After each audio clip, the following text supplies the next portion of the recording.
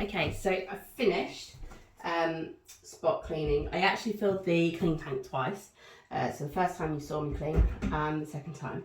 So I'm going to try it. It has a self-cleaning feature on it. So apparently you fill this up with just water.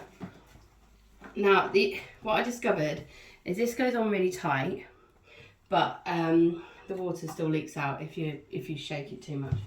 I discovered that. Put the stopper in, and then you put that back on.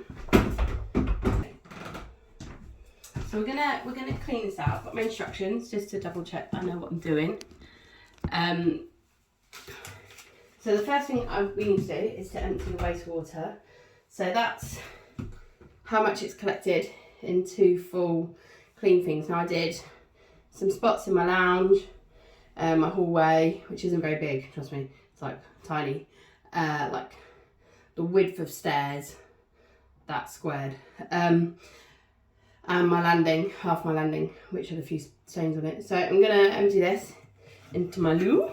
Really disgusting. I mean, that is disgusting, isn't it? Empty that out. I might just give this a quick rinse just with general cold water. Okay, so that then goes back on. And then apparently, take this, we're taking the end off, and it goes in there.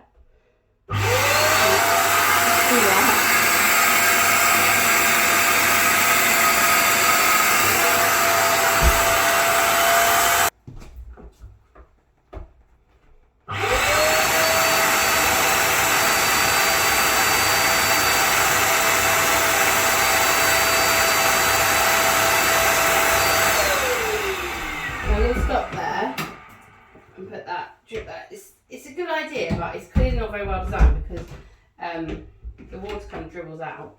I need to empty the waste tank again because it's now got loads of bubbles in. It's quite a good idea though, because on my big Vax, like I said, it's awful. It's a nightmare to try and clean properly. You can't open the waste tank, like, except the little bit to get the water out, but you can't take it apart and clean it properly. Okay, put it back on.